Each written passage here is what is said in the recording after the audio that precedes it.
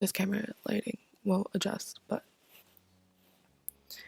I feel great today. Like I might be like sick or something. I have like a headache, but I'm finally filming this video, which is something I've thought about doing for literally forever. And it's all of my mods, which I think might have been like a tag like years and years ago. So I'm just gonna start from like the first tattoos and stuff that I ever got. The first mod that I ever got was my septum piercing. My mom got it for me for like my 16th or 17th birthday, which was really nice of her because she was really against like piercings and tattoos and stuff.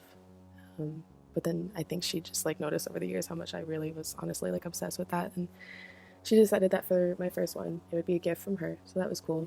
And then when I turned 18, my mom and my two best friends came with me to get some really simple pieces done, which were okay. I'll start with this one, which I don't know if you can see, but it says "Fear not," and it's a biblical reference. I have a huge problem with anxiety, um, so the whole idea was basically to just like, I don't remember how many times they say it's in the Bible, but like it says "Do not worry" like a bunch of times, and that's just like an overarching theme. So I don't know, it's hard to remember at times, and that's why I got it tattooed, I guess. So that was the first one, and then I got the word "create" on the inside of my wrist, which is really important to me. That was the tattoo I wanted for so long. I'm an artist, if you don't already know, in a bunch of different ways. Like I'm an illustrator and I do photography and like film stuff and etc. etc. So I don't know. It was just like an important thing to remind me, like through all the really hard stuff that I've been through, to just like keep your eye on like what matters, which is creating for me. So on that same trip, I got this quote, which says, "Nothing gold can stay." It's a Robert Frost quote, one of his more famous poems. But he's one of my favorite, just like, I don't know, like minimal poets, I guess. Like, I just like that even this far into the future, like his stuff hits hard. Because you could say that about like a lot of artists, but I don't know. When I was a kid, I was just like, I love him. I had my labrae pierced here. It was not a look for me, I don't think. And then when I was like 19, don't look at my zits. When I was like, here, I'll just like strategically place my microphone. When I was like 19, me and my best friend went to New York, to this artist who I had found on Instagram, and I messaged her and I was like, I'm gonna come out to New York for a trip, like just specifically to get tattooed by you. And my best friend was down, and she actually got her first tattoo then too, which was like a pride reference, which was really cool. I knew for so long that I needed just like a minimal rose neck piece. It's like a reference to a few things. First of all, one of my favorite tattoo artists is Johnny Gloom. She's the one who kind of like started this whole wave of like black work roses, but like super stylized. And since I couldn't get it done by her because she's in the UK, I just wanted to get something that was like inspired by her, but in a much different style, which I think this artist did a really cool job. It's a reference to, I guess, just like identity.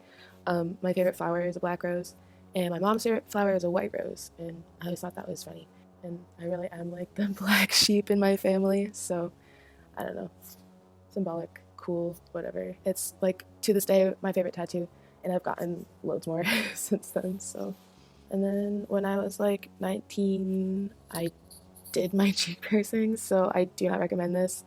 I was in a really low place depression wise. Didn't really care about like what was going on with like me health wise. I was like living in my car at the time. This is so wild, but like I had thought about it for a while, and I knew that like obviously you have to be like safe about it. Like I looked up like nerve mappings and like muscle mappings and like your cheeks and stuff, and like you have to be really careful not to like hit your what do they call it, your like saliva ducts, or else you'll have like spit spewing from your cheeks for forever, and you'll have to get it cauterized. Like there's just like a bunch of fucked up shit that like to this like now, if I didn't have them, if I hadn't done this, I would never do that now. Like that's like wild to me. Super dangerous. And then a year later, I pierced my bridge, which like I've been piercing myself since I was like super young, which again, do not recommend. Like I don't know what was wrong with me. Like problem child things, I guess. I don't know. Like me and my best friend in middle school like pierced our lips like over here or whatever. I pierced my eyebrow, I pierced my nose, like all things that like my mom made me take out and stuff, like obviously. But when I mentioned that, she just like realized how obsessed I was with them, but that's what I mean. Then after that, I don't remember exactly the order that I did these, but I started hand poking when I was like 19, 18 or 19. So my first hand poking piece that I ever did, I think, was the live on my palm. Kind of cheesy, but. And then I also did one of my favorites, this little heart on my finger, which finger tattoos are supposed to like wear off super quickly. And this one I've had a hand poked piece, no less, but like for years, and it hasn't worn out or had to be retouched at all. So that's cool. And then I did this piece while I was drunk. Again, do not recommend. This is like kind of like making me seem like a really irresponsible person. I've grown a lot in the last few years. Don't judge me, please. This one is a constellation. It's Vulpecula, the fox constellation. My name's Fox, if you don't know. I think next is my legs. Oh, I forgot my actual first stick and poke. I knew it was gonna happen. My actual first stick and poke was this like hand and stars and planets piece.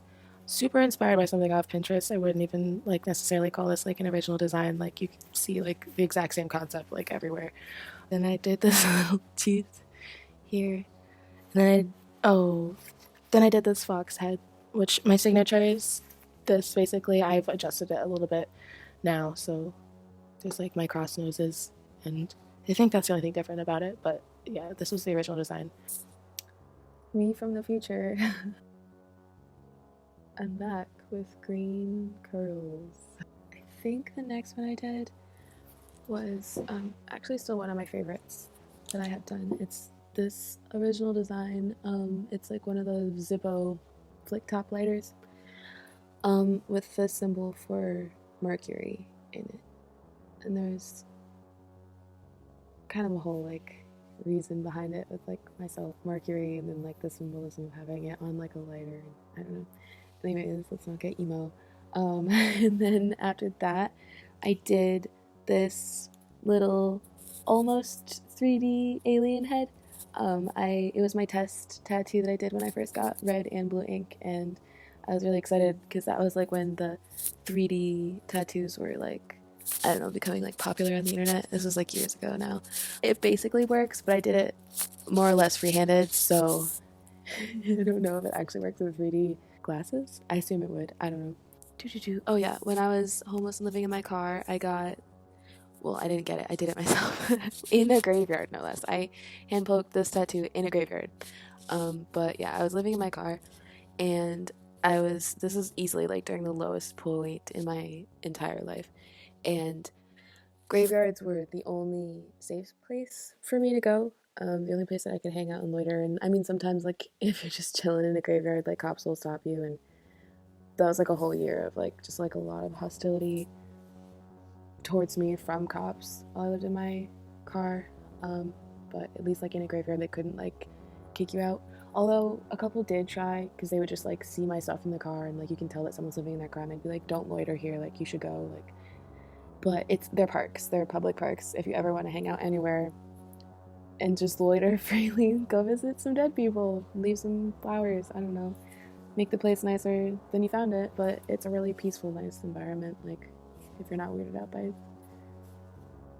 quiet dead things. My favorite graveyard, I was living right next to it in Salem/Beverly. I was working up there, and my favorite graveyard in Salem is like honestly like this whole like fairy tale park of a graveyard. Like I don't know how a graveyard could be so pretty. Like it's honestly one of the coolest places.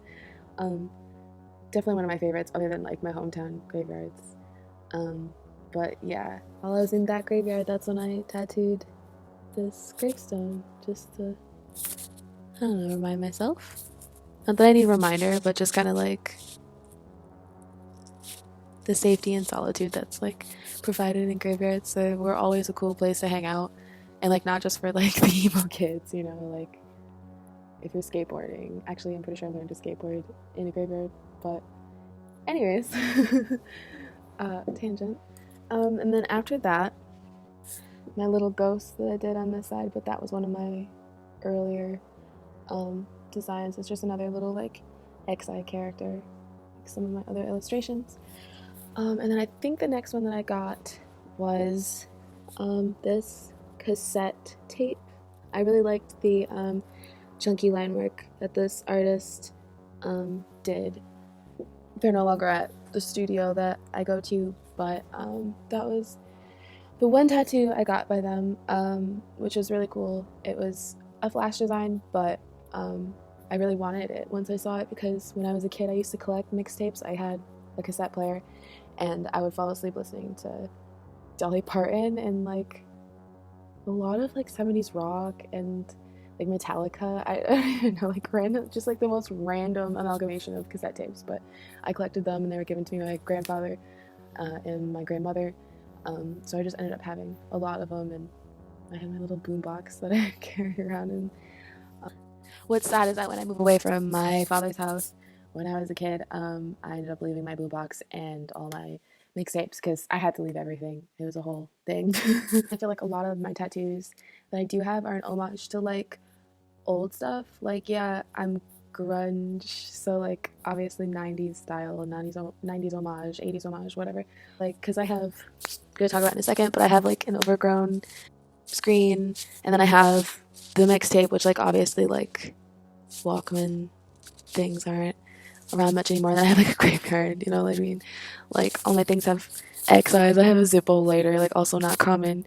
I have a milk carton, which we'll talk about in a second. And a Tamagotchi, like all these like old things, which are also kind of like all, I don't know, like not all 90s reference, but like it's just cool. Oh, these are like from those little like 90s Cupid doll, like they had those, you know, like animals that were designed like that. That's grungy, I guess. Is that my point? I don't know.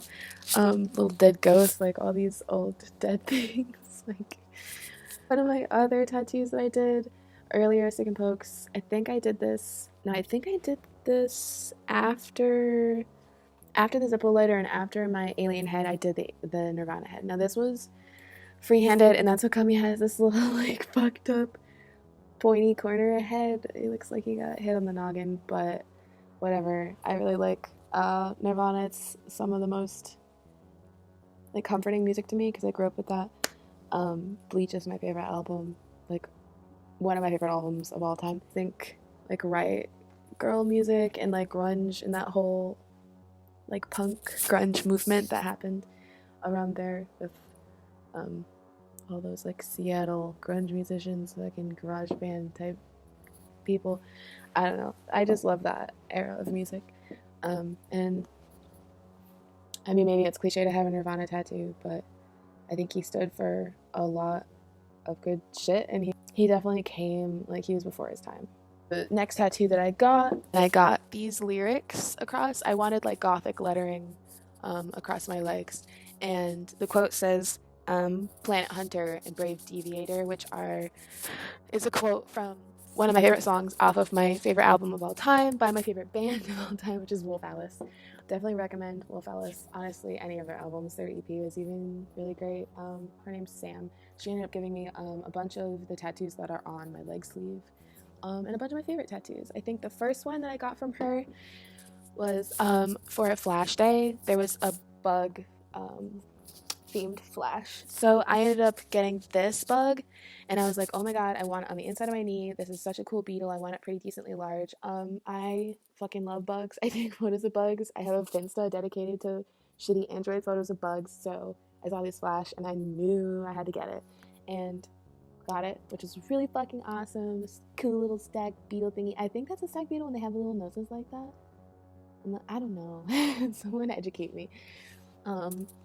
Yeah, I'm like that type of like bug enthusiast who's just like pretty bug. Like I don't know what the fuck that's called. Like a and then after that I got this one, which was one of her flash designs. She made like a little cowboy themed flash, and he's got his little devil horn. I didn't even talk about this one. This is a screen.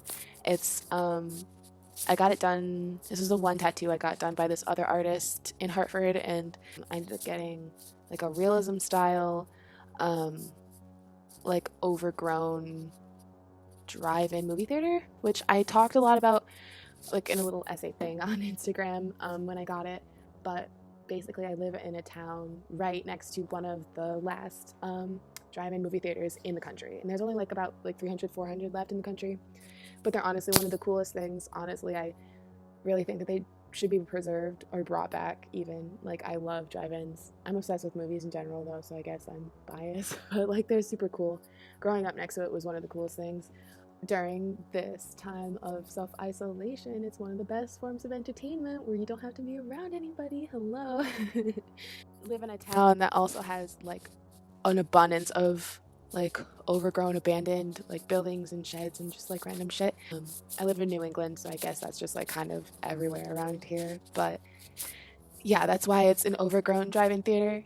Um, I love nature. I love movies, and nature shall overcome anything fucking human and digital and anything at all. So I just wanted to combine those two things. My only like realism-ish kind of tattoo. And after that, oh shit, I missed my milk carton too. I did. This video is gonna be all over the place. Oh my god. One of my, literally my favorite one that I have ever done, stick and poke wise. Before I worked at that shop or anything, I did this stick and poke. I designed a little milk carton ghosty dude. I thought it was gonna be the cover of one of my albums, but I decided against it just because I don't know. It's like a super personal design, and I really like it as a tattoo.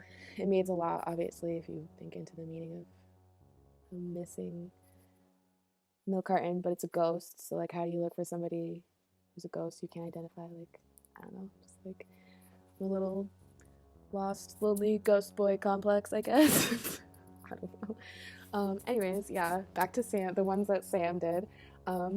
I think after that, she did these nails to fill in the space underneath my screen. They fit really good. They were for a Valentine's Day flash, which that was wild when I was there for Valentine's Day for a flash. That was pretty fun.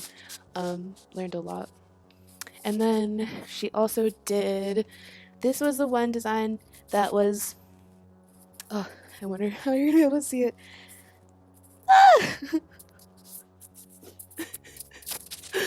Okay, this one, my chest piece.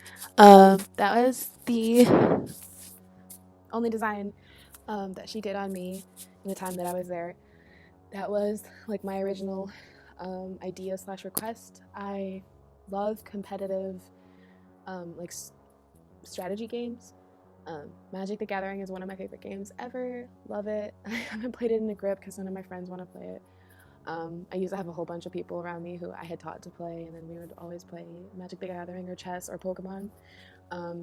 But love chess. And like I feel like chess kind of represents like strategy games in general, or strategy thinking in general at all. So I wanted to get a chess piece for a really long time, and I chose the knight just because, I don't know, symbolic. I feel like a knight, man. Let me save you. It's not even with a knight. Anyways, and it's like got cracks in it, and it looks a little old just because, you know, again with like old stuff and antiques and urbex, etc., whatever. Trying to get everything to wrap together and be cohesive. And then after that, she had this Tamagotchi on one of her old flash sheets, and it had the word Tamagotchi on the top. I think we thought it was too squished in there, so we took it out. When I was a kid, that was like the one toy that I was like absolutely like diehard obsessed with, was Tamagotchis. I collected them. I think I ended up having like 30 or 40 of them at the end of it. There was like a lot of different designs too. Like, I wish I had this shoebox still. I think I do downstairs, but I have no idea where it would be at this point. But there were so many Tamagotchis in this one box, and there were all these pretty colors. You could just see that I was a kid who had like a problem. But yeah, so when I saw that on her flash, I was like, oh my god, I need the little Tamagotchi. That's so cute.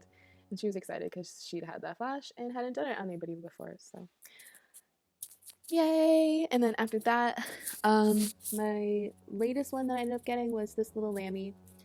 Also by Sam. It was one of her flashes. She had a whole bunch of those like 90s cupid baby like animals, like how they used to make those like toys out of them. Um, and yeah, I wanted the lamb in particular because um, me and my mom have had this tradition for literally since I was a child that on Easter we would give each other lambs, or she would give me a lamb, but once I became an adult, I would give her lambs sometimes too. Just symbolic. I'm Christian, so yeah. And it's fucking adorable. Whenever I wear any sort of pants that like rise a little bit, you can see his little feet sticking out. Super cute. Um, I knew I was gonna leave something out. I remembered right before I was done that I have a teeny tiny brown X on my toe. I did it myself. It's a stick and poke piece, but I did it when I got some brown ink. I just wanted to test it out. Oh, please, no foot fetish people. But yeah, it's a tiny little toe X. And it came out pretty good. I only did it once and I haven't had to touch it up in like years, and it's on my toe, so that's pretty cool. But yeah, I think that's all of my tattoos. I can't even believe that. I don't know how many that was. I'll count it afterwards. Put it right here. Boop. um, yeah. But yeah, I wanted to do a video just like of all of my mods and stuff before I got any more. But yeah, I had wanted to do like my mods video a while ago before I got all of my leg tattoos, and now I'm kind of like, oh darn, I wish that I had done that before. So I'm just gonna do this one now. I have a couple more ideas for stick and pokes that I want to do on myself, so that's exciting, and also stick and pokes that other people want from me, so that's also exciting, and I might also make that into a video. Um, I'm trying to say less. It's just hard. What do you say when you have a fucking brain spooling moment? I have those constantly. God. Okay. Yeah. Thank you for watching this video. If you've gotten this far, I guess that's it for today. Signing off. Or I guess I should say, I'm Fox. Signing off. Until next time.